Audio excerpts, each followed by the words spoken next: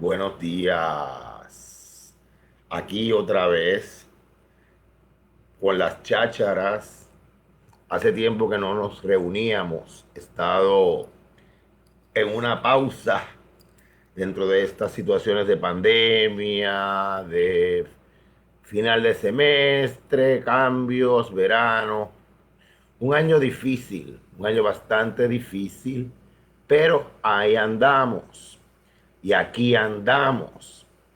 Hoy voy a hablar de un tema que hace muchos años llevo investigando y que quiero compartir con la audiencia. Y ya ustedes saben que mis temas de investigación y de realización han sido por muchos años el teatro y la poesía y el teatro, sin ningún orden jerárquico de uno y otro. Siempre mis realizaciones en la puesta en escena lleva el elemento de la poiesis, que ya ustedes saben que poiesis significa realización, creación, fabricación, elaboración, ¿no? Y entonces de eso es que partimos. Independientemente que ya sabemos que todas las categorías divisorias que se han dado entre unos géneros y otros han sido construidas por el ser humano, cuando verdaderamente lo que ha habido es escritura y performancia, ¿no? Escritura y voz, oralidad, interpretación, y ninguna de ellas tiene una jerarquía de una sobre la otra. Y eso es lo que tenemos que entender cada día más. En el siglo XXI tenemos que empezar a entender que debe minimizarse, desconstruirse las categorías, las fronteras divisorias entre géneros, entre interpretaciones, entre construcciones del ser humano, de lo estético, de lo ideológico, de lo que representa él y de lo que se representa para él el mundo. Y podríamos decir también, porque vamos más allá de categorías de mundo, categorías interplanetarias, pero ya estamos en otras dimensiones y esas dimensiones también las traemos a la estética y ya lo hemos visto bastante con la ciencia ficción. Además, la ciencia ficción llega a la poesía también y llega al teatro. Lo que pasa es que hay mucha tela que cortar y también hay mucha falta de conocimiento. Esa es la palabra. Hay falta de conocimiento. Y la gente demoniza, destruye sin conocer, sin conocer lo que se está creando. Solamente parten de su circunstancia, de su perímetro. Y a veces su perímetro es bien limitado. Y ya partiendo de un perímetro bien cortito, bien cuadrado, quieren hacer interpretaciones universales. Y ahí es que viene la demonización y a veces hasta la destrucción de artistas y de constructores. Y eso hay que acentuarlo cada día más, porque he visto por ahí una plaga de ignorantes, de gente que le falta conocimiento, abriendo abriendo postulados con criterios limitados y con criterios de falta de conocimiento, de falta de investigación, de falta de interpretación. Y eso es lo que tenemos que hablar. Y hoy vamos a hablar de dramaturgias, de la dramaturgia. Hemos tocado muchísimos temas aquí, pero no se ha tocado el tema de la dramaturgia. Y yo quiero partir de eso, de dramaturgias de muchos tipos de ellas, ¿no?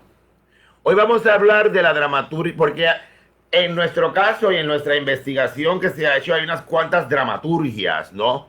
Ya lo hemos mencionado anteriormente, pero no hemos concretado, no nos hemos adentrado en ellas. Y me quiero adentrar en ellas, porque llevo muchos años de investigación sobre eso. Desde que yo empecé estudiando eso, hace 40 años como disciplina en la Universidad de Puerto Rico, hasta posteriormente, después que yo hice mis estudios graduados. Y que todavía continúa, aparte de haber terminado ya los estudios graduados en mi cátedra y como profesor universitario, he seguido investigando y sigo investigando, porque el conocimiento no para. Hay que seguir estudiando. Eso no tiene límites. Acuérdense que el estudio va hasta la muerte. Buen día, Neris.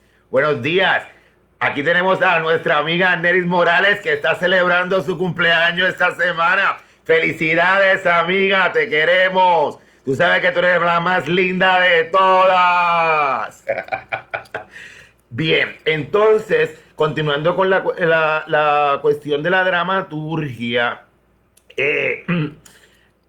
hay una dramaturgia de escritura, ¿verdad? Escritural, que siempre se le ha dado primacía en el teatro, pero no necesariamente es la dramaturgia escritural la más importante, porque el teatro tiene varios componentes y cada uno de ellos tiene una dramaturgia. ¿Qué quiere decir? Una composición para llegar hacia la realización del espectáculo, ¿no?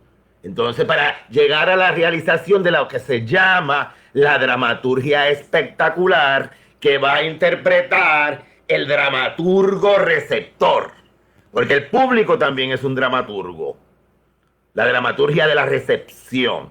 Entonces tenemos dramaturgia escritural, tenemos dramaturgia de el director que interpreta esa dramaturgia escritural, que va a llamar o va a llevar esa dramaturgia a la dramaturgia actoral, que va a interpretar personajes, y la obra dramaturgia de los técnicos, que van a ambientar esa dramaturgia espectacular para tener la quinta dramaturgia, que sería la dramaturgia del espectáculo, que va a llevar a la sexta, que es la dramaturgia del receptor, la dramaturgia del público. Entonces, ¿qué tenemos que ver de ahí? De ahí tenemos que ver que de esos 6 componentes van a haber conexiones para poder realizarse el espectáculo. Siempre lo ha habido. Siempre eso se ha habido. Ha pasado. Siempre eso se ha hecho. El problema de eso no es que se ha hecho o ha habido ese tipo de realización. El problema es que no ha habido la concientización sobre eso, inclusive de los realizadores del teatro. ¿Por qué? Porque eso es lo que vemos, y una vez estaba discutiendo con un gran maestro del teatro puertorriqueño, que no voy a decir nombre, que me decía, pero es que todas las historias del teatro en Puerto Rico y del teatro universal, siempre lo que aparecen son los dramaturgos. Son muy pocos los directores que aparecen en esa historia. Y dije, pues, porque eso mismo está mal, porque eso mismo hay que deconstruirlo. Porque el director es parte de la historia de la realización de lo que se ha hecho del teatro. Y lo mismo los actores, los técnicos. El público, ¿en qué época se desarrollaba eso? ¿Y cómo reaccionaba hacia unas culturas dominantes, hacia unas ideologías dominantes, de cuando se representaba esa obra, esa estética en una época particular, ¿no? Pues así mismo va pasando eso, esa conexión, y eso tenemos que tener la concientización de ella. Entonces yo le aliento a los realizadores del teatro, en cualquier forma de ellas, que ya empecemos a estar conscientes de eso, que ya empecemos a estar conscientes de que no, verdaderamente no hay primas donas, no hay ninguna prima dona. Lo que hay es una colectividad, lo que hay es una conexión de interpretaciones para realizar algo. Y eso lo tenemos que tener consciente. La primacía de la dona, de la diva o del divo, todo eso, son cuestiones románticas que van a ir pasando poco a poco y van en decadencia, van en decadencia. Ya estamos en el nuevo milenio, ya son otras cosas las que tenemos que ir viendo dentro de la interpretación, y más ahora que no se sabe si volvemos a tener la interpretación acostumbrada o la interpretación tradicional de público y actante en unión, en reunión, ¿verdad? En inglés es mejor, en ese engagement, ¿no? Ese engagement, esa conexión que tiene espectador y actante en un proceso, ¿no? En el proceso de la performancia, vamos a decir, tradicional, porque estamos en una pandemia, no se sabe cuánto va a durar. Entonces ahora se está reinventando la performancia en términos virtuales, como estamos haciendo en este caso, que es una cháchara, es una clase de performancia también, ¿no? Bien, vamos a ver entonces que a partir de lo que yo les estoy diciendo se van entonces desarrollando más rupturas, más desconstrucciones, sobre todo en lo que yo les digo, esa primacía que tienen los dramaturgos, los escritores, en especial en esta cuestión de la dramaturgia, ¿verdad? La cuestión del teatro. También va con las demás escrituras, pero esos son otros 20 pesos que hablaremos en algún momento, sí. Porque hay narradores, hay poetas, hay ensayistas, pero se olvidan de la recepción. ¿Quién es el que te va a leer? ¿Entiendes? Y no se toma en cuenta de eso, porque se escribe, se actúa para alguien, no para ti. Y eso es lo que tenemos que tener concientización. Siempre estamos concientizándonos en nuestro ego. Yo soy el cheche de la película. ¿Y quién te ve a ti? ¿Y quién te oye a ti? ¿Y quién te lee a ti? Tú no cuentas con eso. Entonces ahí es que tenemos que partir de eso. Bien, entonces, ¿cómo va cambiando en el siglo XXI la dramaturgia escritural? Que es la que siempre se le ha dado primacía. Fíjense que es importante, y ya sabemos que el drama está basado en diálogos, ¿no? Pero fíjense que ahora tenemos unos diálogos, lo vamos a ir viendo en dramaturgias más contemporáneas, que a veces lo que dicen los personajes, no, a veces como que no tiene sentido. Y es que se le da mucha participación a algo que nunca se había tomado en cuenta y que siempre ha estado ahí, que es el subtexto, lo que no se dice, lo que interpretamos, porque yo soy actor también, lo que interpretamos detrás de esa línea, ¿no? Entonces, como está pasando ese tipo de cosas, a veces lo que tenemos es una escritura de subtextos. Por ejemplo, yo digo, yo voy al río. Yo voy al río quiere decir, y yo me llamo José, y ella se llama María, el otro personaje. Yo voy al río. Y entonces yo lavaré en la máquina. Fíjense que como yo voy al río, entonces yo lavaré en la máquina. ¿Qué quiere decir eso? Que en ese diálogo se están interpretando subtextos. Yo voy al río, él está queriendo decir, subtexto, está queriendo decir, yo cambié de época, ya no se lava en el río, se lava en la máquina. Entonces ella dice, yo voy a la máquina. Entonces empieza una discusión de cambios de épocas. Entonces lo que te están diciendo esos personajes como que no te cuadra. ¿Y qué pasa? ¿Por qué no te cuadra? porque están hablando de subtextos, lo que se dice dentro de la línea, lo que se dice dentro de esa particularidad que está llevándose en la escena. Y eso es bien importante tenerlo en cuenta. A veces muchos espectadores no se dan cuenta de eso. No se dan cuenta de eso. Y ahí hay un problema. Ahí hay un problema. Hay que seguir viendo teatro. Hay que seguir viendo teatro. Y también hay que seguir viajando. La gente de teatro tiene que viajar. No quedarse en el mismo perímetro. Porque eso, hay muchas cosas, hay mucho movimiento. También si tú no te mueves de perímetros, entonces lee, investiga, ¿entiendes? Porque hay millones de fuentes para saber qué es lo que está pasando en el teatro de hoy en día. Entonces ahí es que viene entonces la concepción, la interpretación. No hay interpretaciones así porque sí y a destruir lo que hacen artistas sin saber lo que está pasando. A veces ese artista lo que pasa es que está en otra movida que tú no la conoces y tú la demonizas. Y ahí es que está, yo digo, el problema de ese asunto. Siguiendo con lo de la escritura, lo de recurrir a sus textos, la cuestión de los diálogos y cómo los diálogos se convierten en sus textos que parecen absurdos para el espectador, pero verdaderamente lo que hay es sus textos, lo que hay es una ideología detrás. Yo voy al río, yo voy a la máquina, lo que están detrás de esa línea, el sustento es, yo estoy cambiando de época, ya la época cambió, ya no se lava en el río, se lava en la máquina, se lava con máquinas.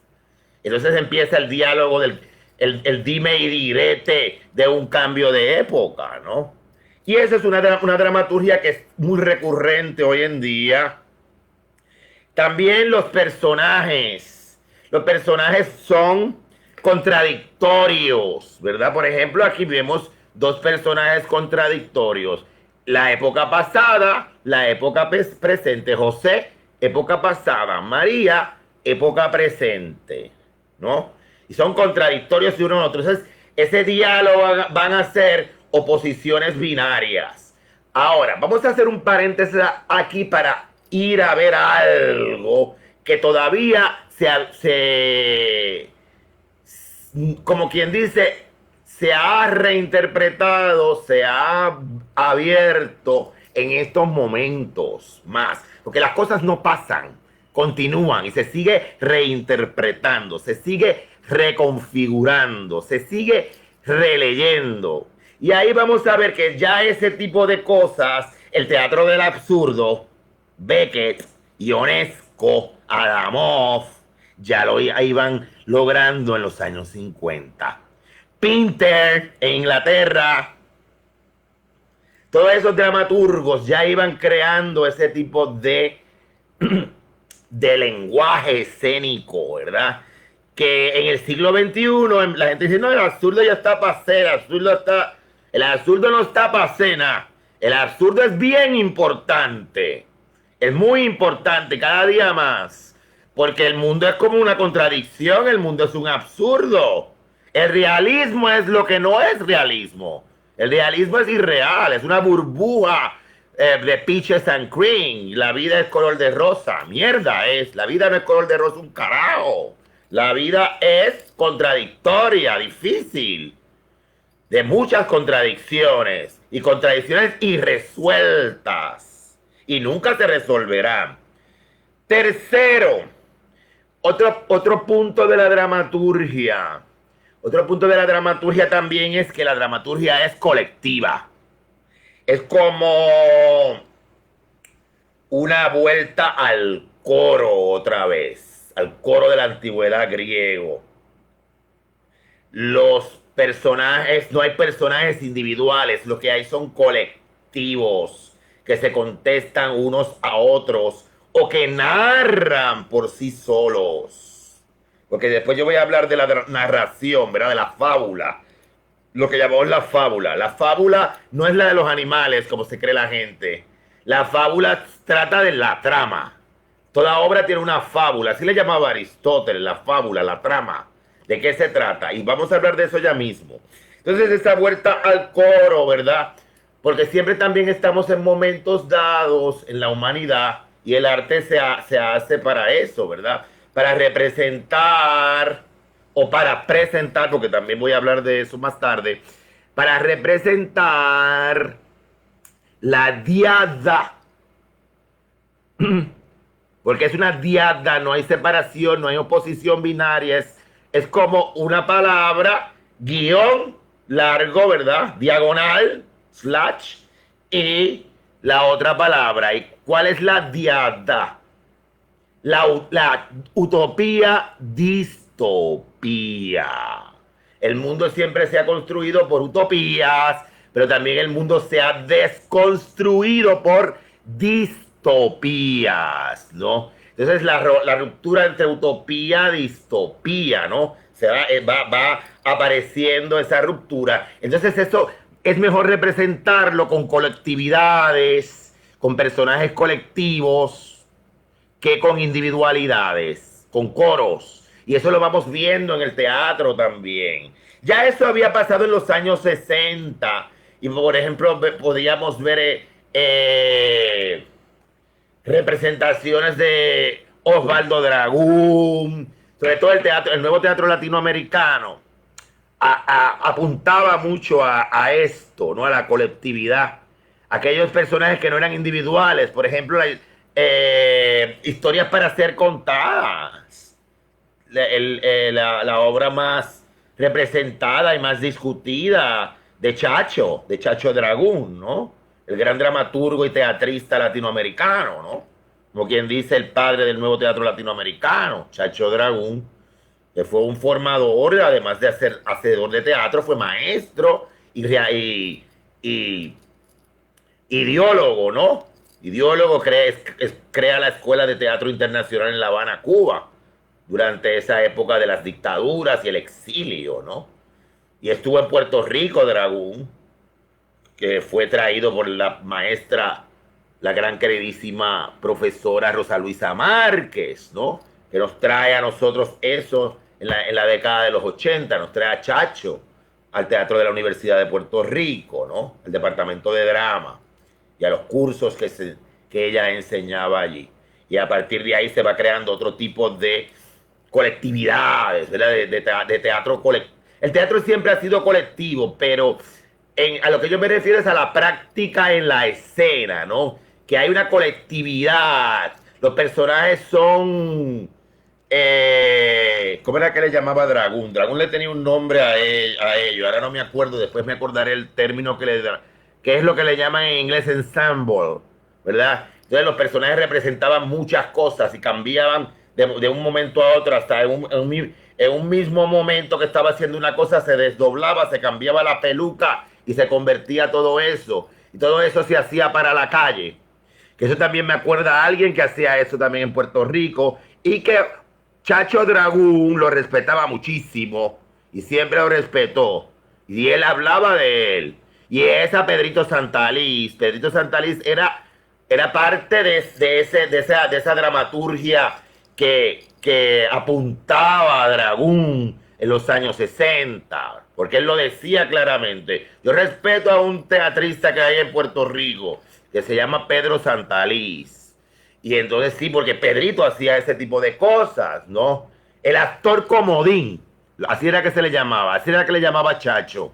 El actor comodín, ese actor que se quita la peluca y se convierte en otro, se pone otra peluca y se convierte en otro, porque ahí ahí lo que importa más que el personaje es la utopía, distopía que se está apuntando, que se está representando en la escena, ¿verdad? Que se está transmitiendo a la audiencia. O sea, que es más importante lo que se transmite, la ideología, que verdaderamente la caracterización.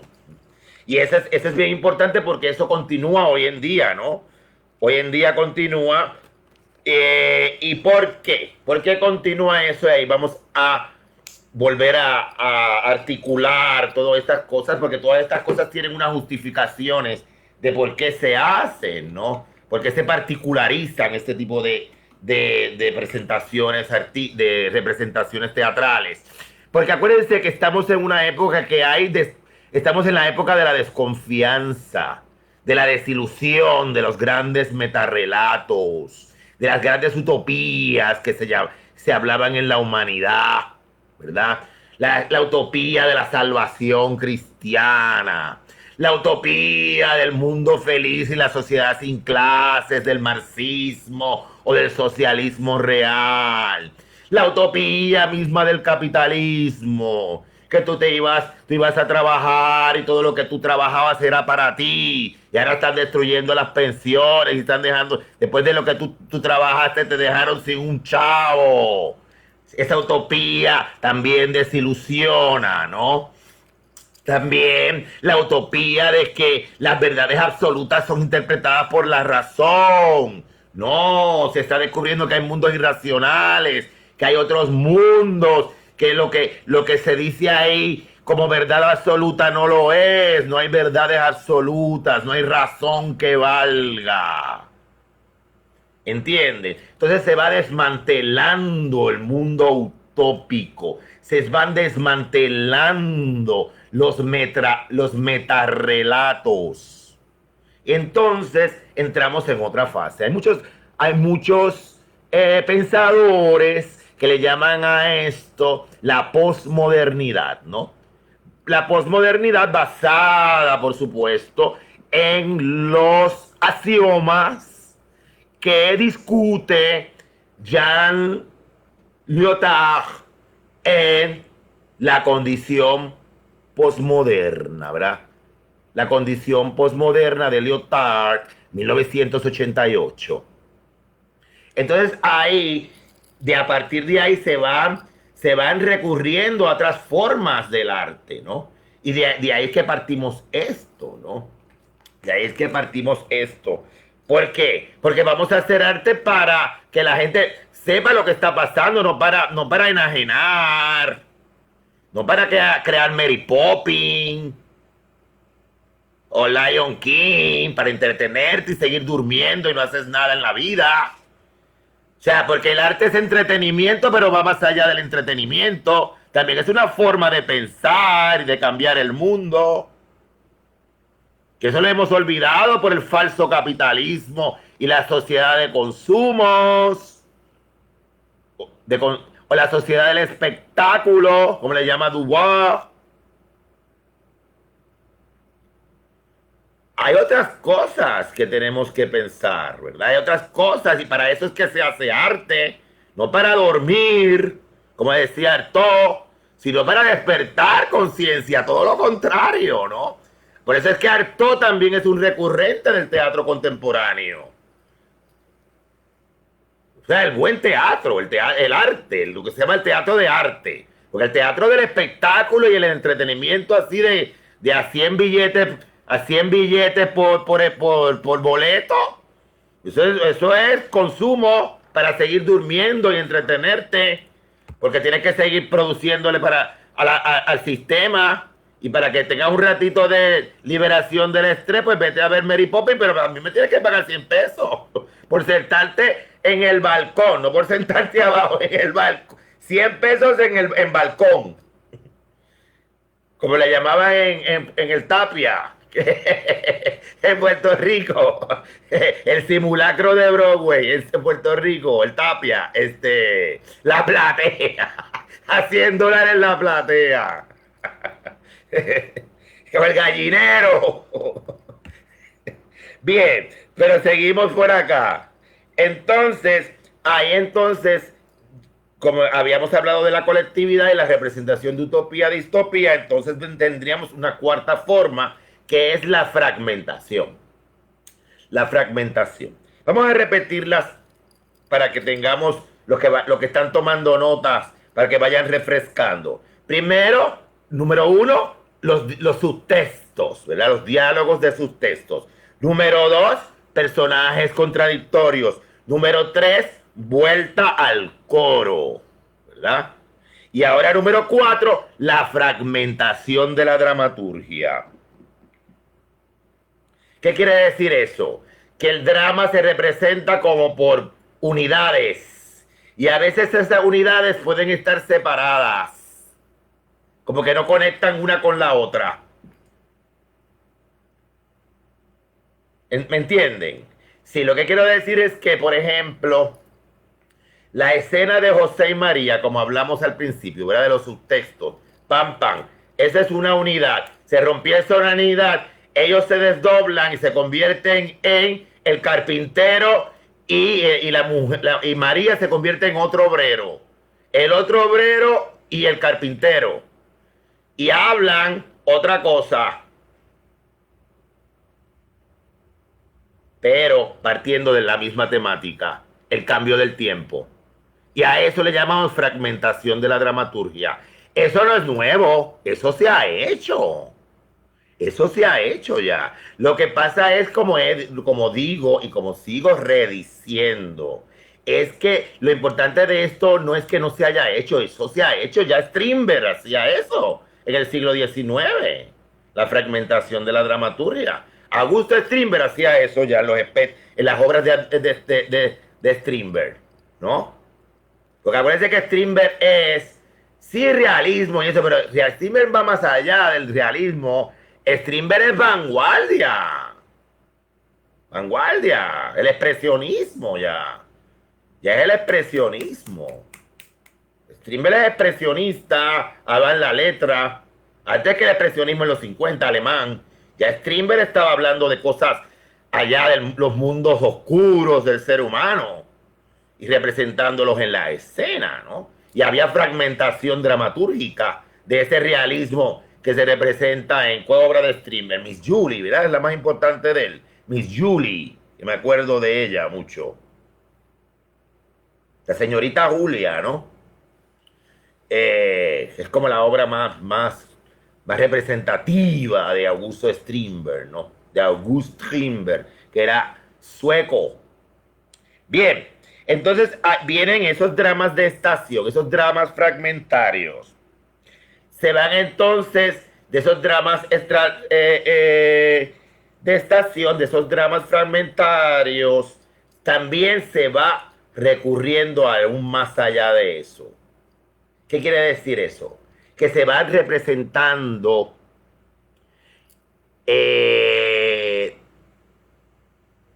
desvínculos lógicos.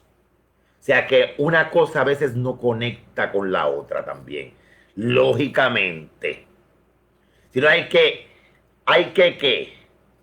Importante. Es como en el cine eso también, la fragmentación. En el cine se da eso, la fragmentación de la trama, la fragmentación fabulística, la fragmentación de personajes. Almodóvar, chequeen eso, hace eso muchísimo. Eso también se da en el teatro, esa fragmentación.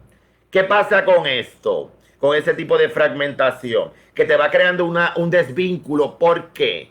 Porque el escritor está obligando, o el director, ¿verdad? El dramaturgo del espectáculo está obligando al receptor a crear su propia trama, a crear su propia lógica, a crear su propia fábula. Y eso se está dando mucho en las nuevas concepciones de la dramaturgia en el siglo XXI, que ya viene desde antes, como yo les digo, desde el siglo XIX ya vemos antesalas de eso, sobre todo a finales del siglo XIX, que todavía no estaba la vanguardia, sino que ahí es que comienza la vanguardia, ¿no? Bien, entonces, esa crisis de los metarrelatos, esa crisis de los grandes relatos, se van viendo deshechos, se van deslegitimando, ¿verdad? Hay que deslegitimar el cristianismo, hay que deslegitimar el marxismo, hay que deslegitimar el capitalismo, hay que deslegitimar el racionalismo, ¿no? Entonces se va desmantelando, se va deslegitimando a través de una dramaturgia ese tipo de relatos. ¿Y cómo lo vamos a hacer? Esto lo vamos a hacer en la ruptura lógica, hay que romper lógicamente con eso.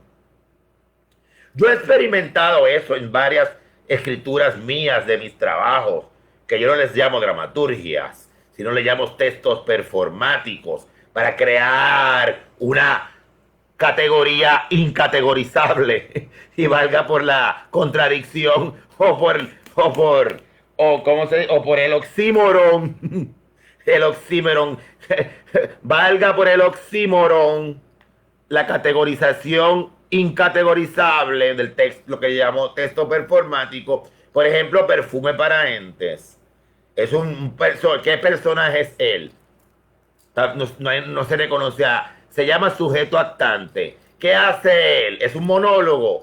¿O son acciones axiomáticas? Acciones axiomáticas que él va diciendo y contradiciendo, creando como un pensamiento filosófico de qué es la poesía, qué es la vida, qué es el ritual que se lleva en la vida, el ritual que se lleva en la poesía, ¿no? Y eso es lo que te va construyendo otro tipo de dramaturgia. Recepciones a esto, bien interesante. Las recepciones a todos los trabajos. En mi caso, en mis trabajos, las recepciones mías siempre han sido que la gente más ignorante, aparentemente, que no son especialistas, que no han leído, que no han hecho teatro, que no han articulado ninguna de estas ideas en su vida, sino que es puro instinto, pura sensibilidad, pura recepción, te abren y te entienden lo que tú estás diciendo, lo que tú estás haciendo. Entonces viene un pelagato de estos que está doctor en teatro y lo máximo, la máxima categoría de la máxima. Entonces viene ese es un disparate lo que tú haces por ahí, que yo no entiendo eso, que si esto, que si lo otro. Porque esas son las recepciones y eso es lo que yo sé lo que pasa contigo. Hay dos cosas que pasan contigo como teatrista colega. Que eres un envidioso, número uno, envidioso, teatrero envidioso. Y segundo, que eres un ignorante también. Dos cosas. Que te falta mucho conocimiento de teatro, aunque hayas hecho 1000 obras y te has llevado cuanto premio hay. Que lo único que te falta es el Oscar. Eso también lo hay, ¿no? Entonces, pues déjame dejarlo ahí, déjame dejar a este o a esta con su ignorancia y pisarle el rabo y seguir caminando. Darle la vuelta así, le piso el rabo y sigo caminando. Porque al diablo lo que hay que hacer es pisarle el rabo y no enfrentarse. Písale el rabo y sigue caminando. Eso es lo que hay. Y entonces yo he visto eso y eso ha pasado en mi recepción y no solamente en la mía, en la de colegas también. La de muchos colegas, hay mucha ignorante, mucha gente tomando criterios con falta de conocimientos, mucha gente opinionada, como dice en inglés, opinionated, sin investigación, sin conocimiento, sin nada. Hablando de teatro, hablando de cosas que ni ellos saben, aunque tienen la experiencia. Y no es porque no tienen la experiencia, es porque no investigan. Siempre se quedan dando vueltas en el mismo perímetro. Eso es lo que pasa. Bien, continuando con esto. Fíjense que entonces dentro de esa deslegitimación se va a crear algo no narrativo. ¿Qué quiere decir con eso? Que no va a haber trama, que no va a haber una narrativa lineal sobre la historia de lo que se representa. No hay historia lineal, no se representa quizás nada. Lo que se hace es que se presenta. Y ahí entonces viene otra cosa, la problemática entre drama, que es acción para representar, y performance para presentar. Y no hay división, no hay oposición binaria entre presentación, representación, entre drama, performance, sino lo que hay es que una diada, drama, diagonal, performance, ahí, siempre en esa unión. Ahí. Pavis, Pavis, Marco de Marini, ¿verdad? los dramaturgios de la semiótica que me han enseñado eso, Marini, Patrice Pavis, Marco de Marini y Patrice Pavis, que son los semiólogos, ¿verdad? Que ya van más allá de la semiología, ya van rompiendo estructuras y van teorizando sobre esto en el drama, ¿no? Si ustedes quieren saber un poco más de eso, pues lean a Patrick Pavis, lean a Marco de Marini, que son los teóricos del drama que hablan sobre este tipo de cosas. Es muy interesante, aunque tú vayas a hacer un bolito en una obra, chequéate eso, para que tú veas cómo ese bolito se puede convertir en otra cosa, porque vas a tener más conciencia cuando entres a la escena, ¿no? Es eso. También va más conciencia porque hay unos directores por ahí que no saben ni lo que están haciendo también. Hay de todo en la viña del Señor. Bien, entonces lo no representado, ya lo vimos, lo no narrativo, la historia, la no historia, y va a mostrar, esto va a representar importantemente el artificio de la representación, el artificio de la teatralidad, que eso es lo que le importa al hacedor. Que la gente vea que están en un teatro, que la gente vea que hay un artificio. ¿Entienden? Por ejemplo, yo vi una vez una obra hace unos años y era del siglo XIX de Chekhov. Una obra de Chekhov. Y Chekhov era el más realista de los realistas, que lo utilizaba como ejemplo Stanislavski, ¿no? Stanislavski, como yo le digo, Stanislavski. El Stanislavski utilizaba a Chekhov, ¿verdad?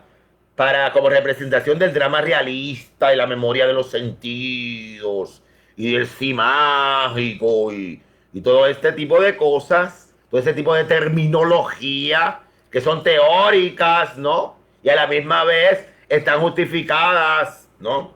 Porque el sí mágico es que después de tanta técnica y tanta cosa, apagaron las luces, apagó y zúmbate por ahí para allá.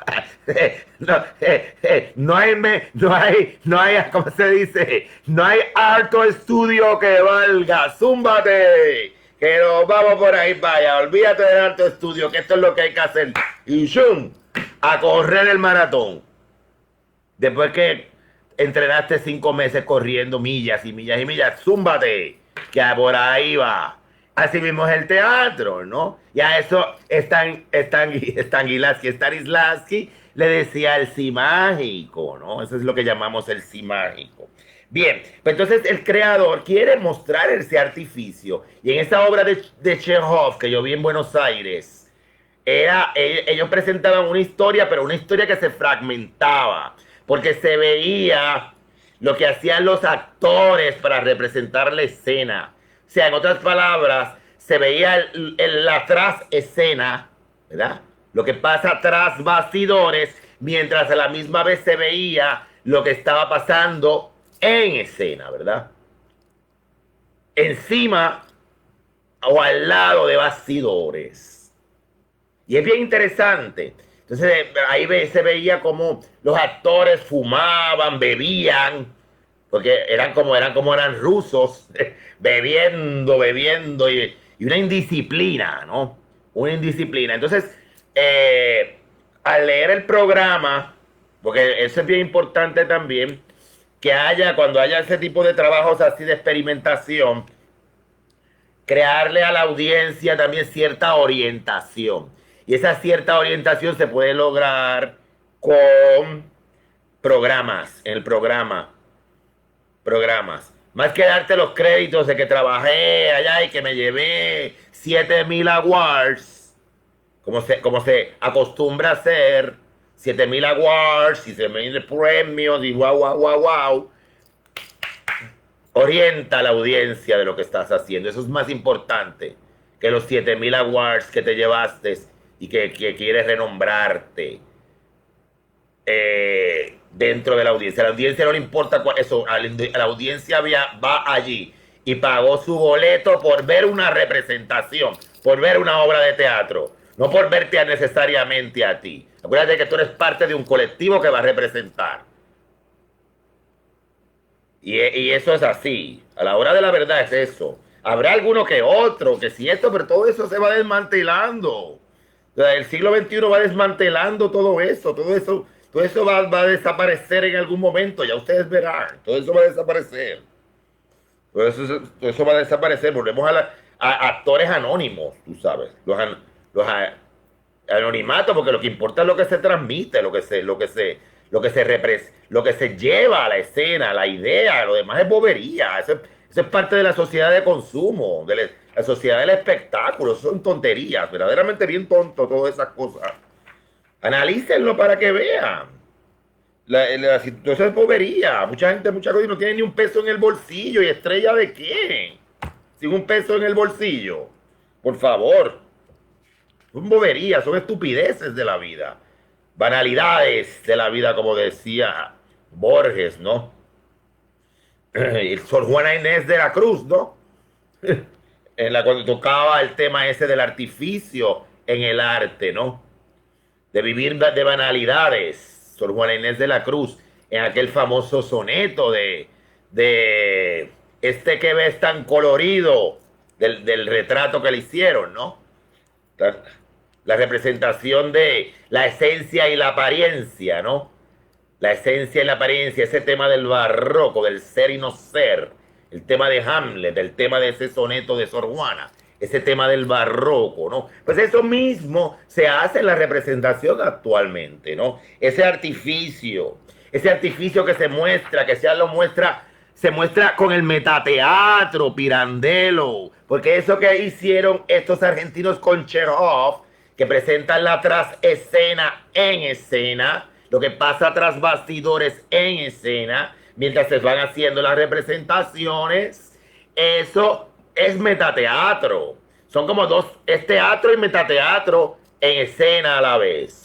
Son grandes experimentaciones de esos directores en las cuestiones del montaje. Son interesantísimas. Entonces ahí va, porque el artista, que en este caso sería el director, ¿verdad? Que es el gran conceptor, quiere que la audiencia vea ese artificio. También lo habíamos visto, eso lo habíamos visto ya con Pirandello también. Pirandello, ¿verdad? En el metateatro pirandeliano, en el metateatro, en nuestro teatro así nacional puertorriqueño, una persona que hace mucho metateatro, que es una gran dramaturga del experimento y de la vanguardia, siempre ha sido Mirna Casas. Lean las obras de Mirna Casas. Vayan a ver las obras de Mirna Casas. Mirna Casas es una gran dramaturga puertorriqueña y ella está viva. Hablen con ella, háganle preguntas, llámenla, visítenla. Ella es una gran fuente del teatro puertorriqueño. La madre de nosotros, Mirna Casas. Ella trabaja todas estas cosas y no ahora. Hace 60 años, ¿no? Porque acuérdense que Mirna empezó a ser dramaturga desde que era jovencita. Es una teatrista desde que era jovencita. Desde niña ella empezó a trabajar en el teatro. Con Lottie Teacher empezó ella, como una niña. En una de las obras infantiles de Lottie Teacher. La mamá de Lotita Cordero, ¿no? Lottie Teacher. Y Mirna empezó ahí, por ahí siguió. Y todo lo que hizo, ¿no? Y la dramaturgia que crea ella. Y ella es así, pirandeliana, metateatro, que hay muchas cosas interesantes en su dramaturgia. Entonces, y una dramaturgia de tiempo, ¿no? De tiempo, maestra de la dramaturgia, ¿no? Y eso es importante a todos los que les gusta el drama, les gusta escribir drama, les gusta conceptualizar dramas, como podríamos decirme, como es el caso mío, que más que escribir es conceptualizar. Uno escribe, uno actúa, uno lo hace todo, pero lo que uno está bregando es con conceptualizaciones, no con egos, con conceptualizaciones, con experimentar nuevas conceptualizaciones en la escena. Bien, otra cosa también que quería apuntar era, también lo podemos ver en el distanciamiento, ¿verdad? Del que hablaba Brecht, del distanciamiento brechtiano. ¿Cómo el distanciamiento brechtiano? La ruptura, ¿verdad? La ruptura. La canción, como en Madre Coraje. La noticia. Las voces exteriores, como en Un hombre es un hombre de Bertolt Brecht. Man is a man. de Brecht, ¿verdad? Que hay voces exteriores, hay locuciones. También puede ser con proyecciones. De momento, pan, una proyección como hacía Piscator, ¿verdad? El documento, que de momento te ponía pantallas, o antes era el proyector vertical, ¿no?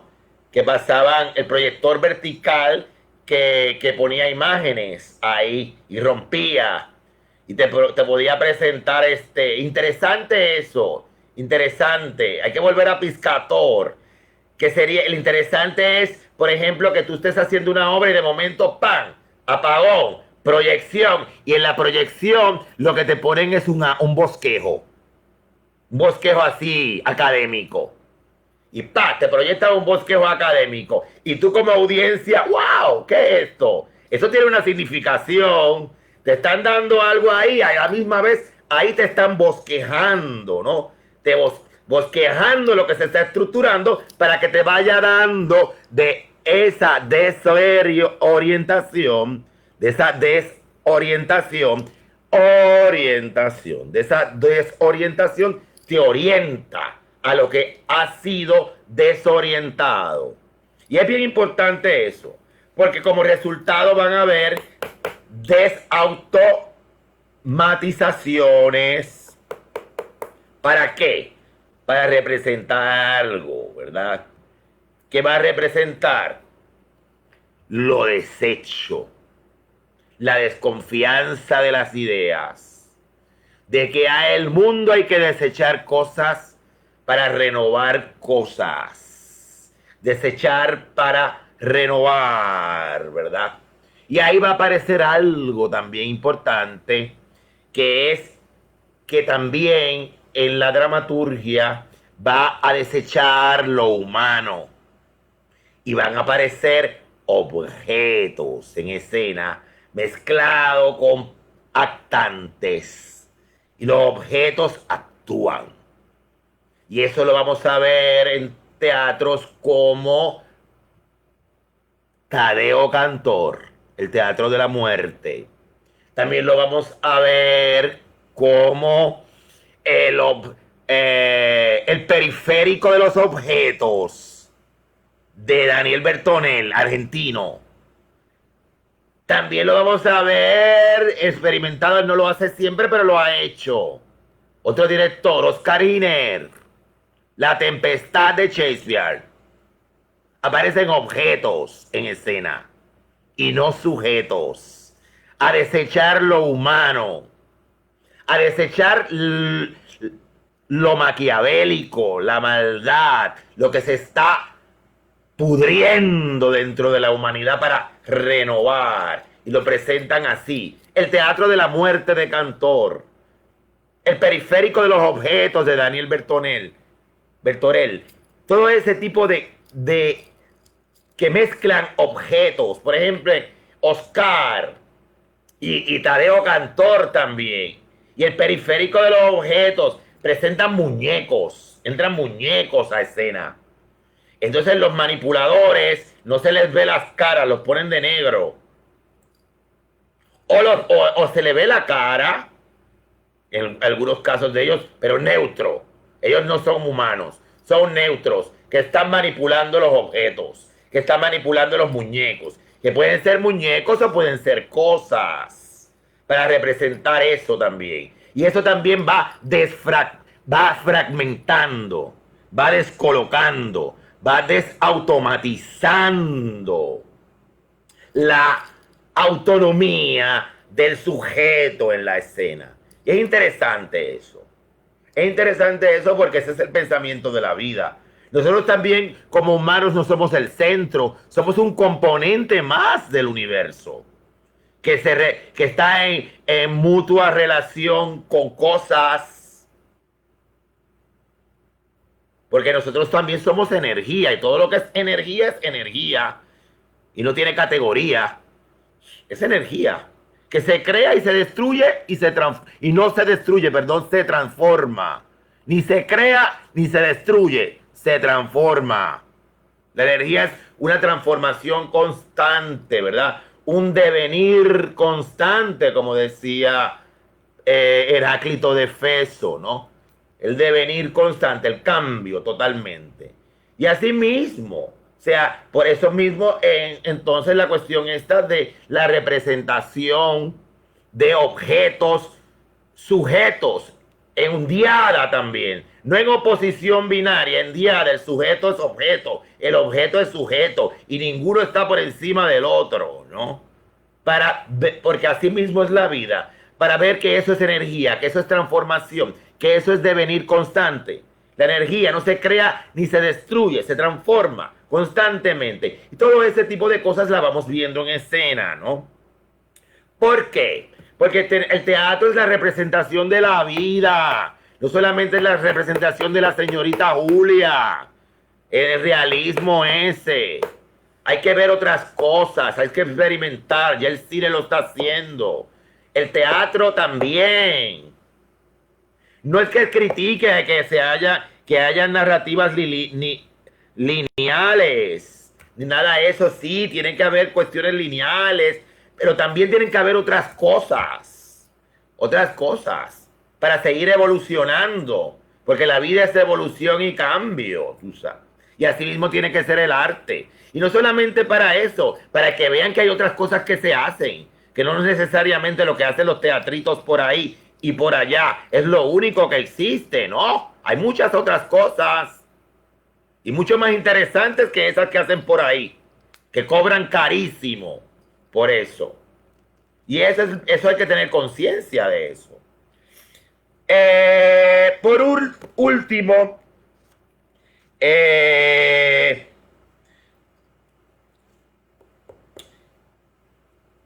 imposición, entonces, como hay desmantelamiento de macro relatos, ¿verdad?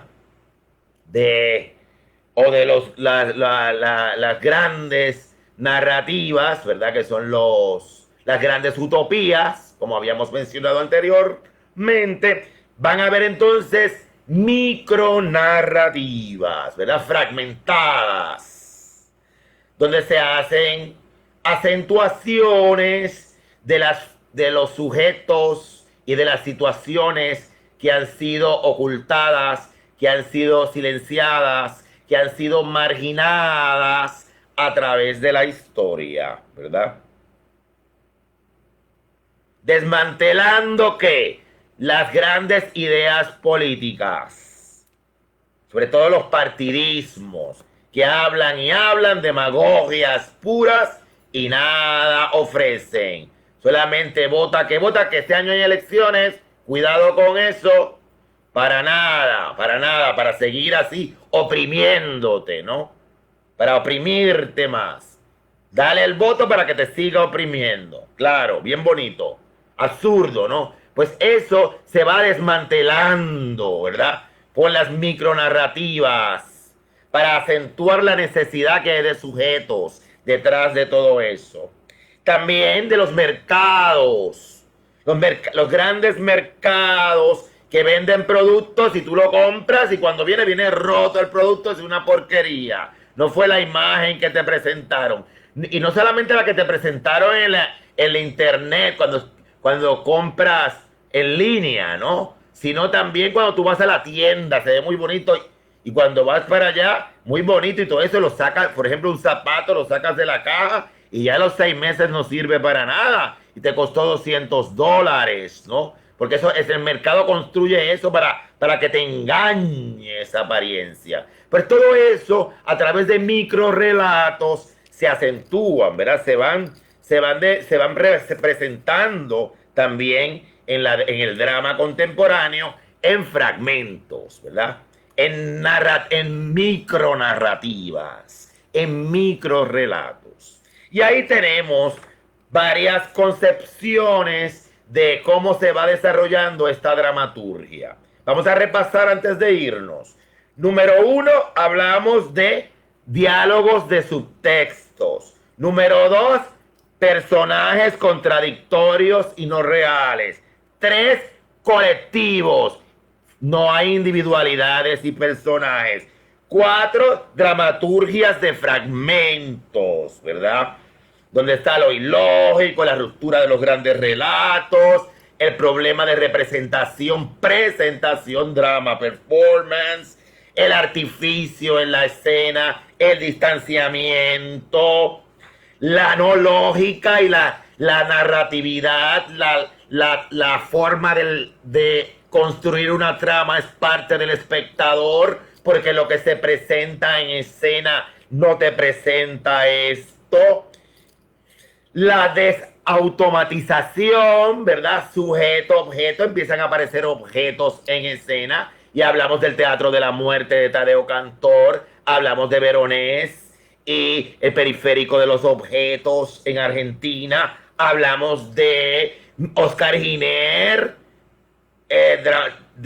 dramaturgo del espectáculo puertorriqueño que vive en Arizona, y también hablamos de los microrelatos políticos y del mercado que se van creando, ¿verdad? Que van creando otro tipo de narrativas. Y ahí es interesante ver y reflexionar sobre todas estas cosas que están pasando en el drama contemporáneo. Bien, mi gente, los dejo aquí. Gracias por esta cháchara bien tempranito en la mañana. Espero que tengan un buen día. Hoy es viernes. Cójanlo suave. Mucho cuidado. La pandemia está. Estamos por ahí. Protéjanse. No salgan mucho. Si salen con protección, porque yo sé que el encerramiento es depresivo y hay que dar su vuelta y eso, pero con mucha protección y con mucha calma.